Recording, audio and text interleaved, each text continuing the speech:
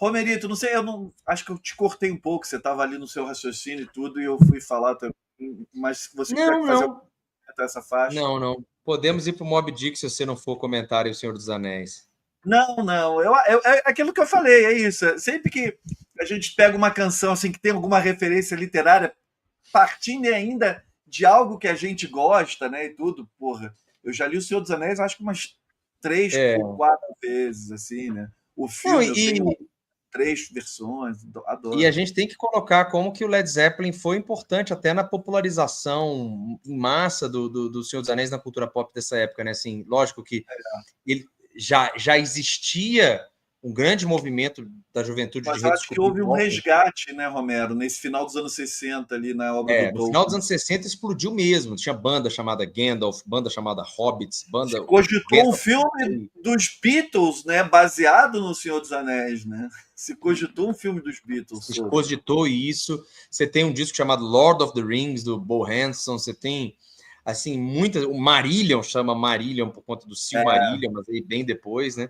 As referências eram imensas e o Led Zeppelin colocou isso em canções pop, se colocando ali na narrativa, trazendo isso como parte do imaginário coletivo mesmo, né? E assim, a gente tem que entender que eu acredito, e muita gente acredita, muita gente mesmo, que um dos grandes pais do que a gente pode chamar hoje de cultura pop é o Tolkien.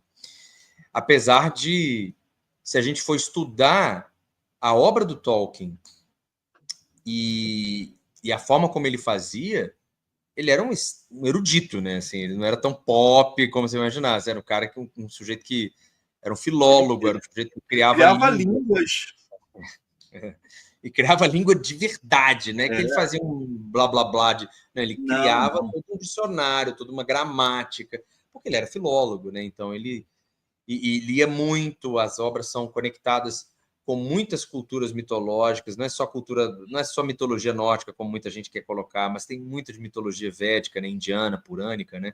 Muito de cristianismo, logicamente, e subtextos sobre Revolução Industrial, sobre tanta coisa que é realmente genial e muito erudito, muito erudito.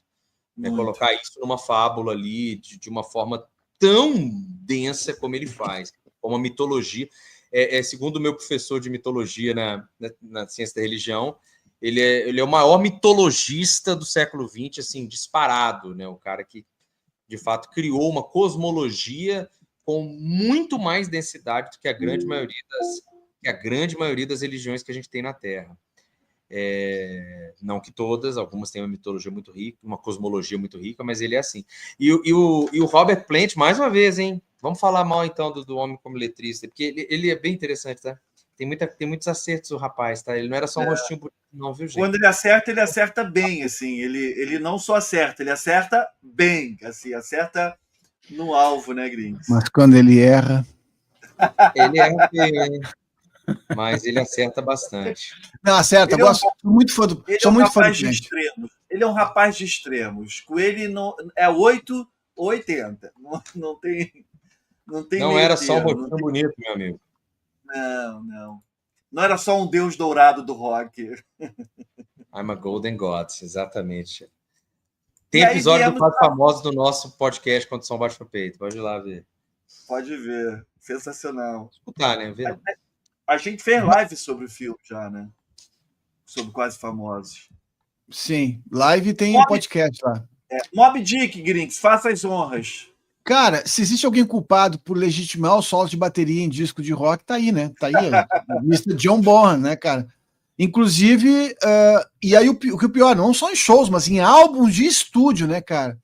Porque a primeira parte com a banda toda é a melhor parte da música, na verdade, aquele riffzão é legal, né? Que é já baseada numa versão de Sleep John Oasis que o Zeppelin tinha feito já. Tem naquele álbum BBC Sessions a canção The Girl I Love, She Got Long Black Wavy Hair. Essa música, ela já dá o tom do que seria Moby Dick. A gente comparar as duas, dá para perceber que tem, vamos dizer que elas são canções primas, de alguma forma. Só que o que aconteceu aqui? Talvez por precisar de alguma faixazinha para fechar o álbum, os nossos queridos técnicos de estúdio, o Kramer e o Page, o que eles fizeram? Vamos juntar um monte de coisa do Page do Bonham, e vão fazer... A gente bota essa entrada aqui, coloca o encerramento e bota aquela monte de bateria no meio. Cara, foi o que aconteceu. Muito bem amarrado, vamos lá, tecnicamente não tem erros, tá tudo certo. Só que, bicho, uma canção em que ele toca, ok, uma parte... É muito legal saber essas técnicas, usando todas as técnicas de baterista, mas é um workshop, né? Não é música, né, cara? Eu não... tipo, cansativo. por mais que eu... É cansativo a gente ouvir, ela meio que quebra o clima do disco também. Mas, enfim, eu não passo, viu? Eu não passo, eu escuto, eu digo, tá, ela vem...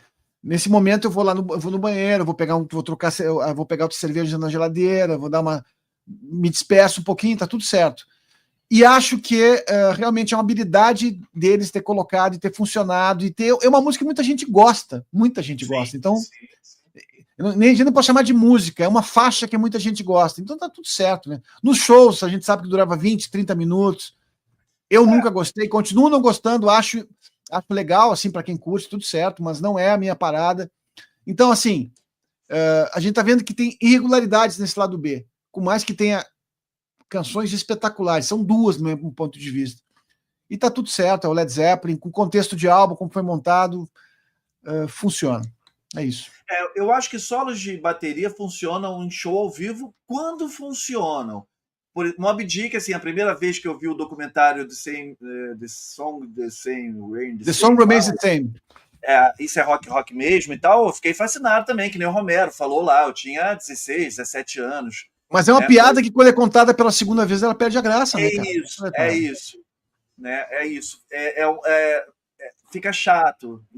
Então, assim, de repente eu também não pulo se estiver tocando aqui, se eu botar esse álbum para tocar e tudo, mas me desconecto um pouquinho, assim, não é aquela coisa que eu vibro, porra do caralho, que som foda, olha como o Bonham toca bem, caramba. Não. Vou ser bem sincero, eu até me divirto dentro daquilo que eu não gosto. O Led Zeppelin, assim, é uma banda que eu não pulo, mas é isso. É uma anti-música dentro do álbum, uma anti-canção, vamos dizer assim, porque não é uma canção, né? A gente teve aquele exibicionismo do Page na primeira faixa, agora temos um do senhor John Bonham ali quase ao fim do disco. É isso.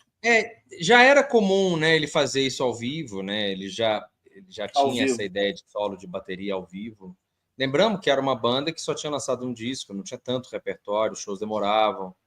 Então, eu também acho que tem músicas que você escuta uma vez, acha legal e pronto, né? O riff é legal, o solo de bateria é óbvio que é legal, mas eu não gosto de solo de bateria. Eu não acho que solo de bateria tem que solar. Desculpa, bateristas, perdoem, é um instrumento assim, pode solar como uma curiosidade ali no show e tal, uma interação com a plateia. Só que não precisa solar 20 minutos também, enquanto o povo fuma um cigarro e você sai com as mãos sangrando. Acho que passa do ponto. Mas tudo bem, enfim, cara, quem sou eu para ficar cornetando John Bonham, né? Mas só um fato, né, que muita gente coloca que esse nome Moby Dick veio por conta do filho do John Bonham. Muita gente fala John Bonham, mas muita gente fala que o certo é John Bonham. Podem falar do jeito que vocês quiserem, não me importa, porque os ingleses falam Ayrton Senna, então foda-se. Os caras falam Ayrton, eles não se dignam a falar Ayrton, então eles falam Ayrton, pra porra. E a gente aqui tentando falar... Eu acho que os países são... O brasileiro tem essa mania de querer pronunciar certinho ali a parada as palavras. Os argentinos cagam, cara. Eles falam Le Beatles e cagou. Então, os espanhóis também cagam. Os franceses idem. Cagam mesmo, cagam. Vou falar do jeito que está escrito aqui, foda-se. Mas ele disse que ele perguntou, o menino perguntou para ele assim, toca aquela música longa, né? Porque o pai ficava lá solando um tempão. Ele falou, qual? Aí falou, é grande como a Moby, né? Como a baleia Moby, essa 20 minutos solando, é grande como a baleia Moby. E isso foi contado pela esposa do John Bonham, né? Mas essa música já chegou a chamar outros nomes, enfim, até que ela foi cortada e encaixada pelo Jimmy Page. E o Ed Kramer. Não, e outra coisa, vamos lembrar o seguinte, se essa história que o Maher contou aí, ou seja, é mais uma música que de alguma forma tem uma influência da literatura, nem que seja o nome, porque o Moby Dick é o personagem do Herman Melville. Então, bacana esse enxerto dentro dessa que possivelmente seja uma versão infantil que o garoto tinha quando criança do Moby Dick, que eram aquelas versões ilustradas, famosas, infanto-juvenis, né? Enfim.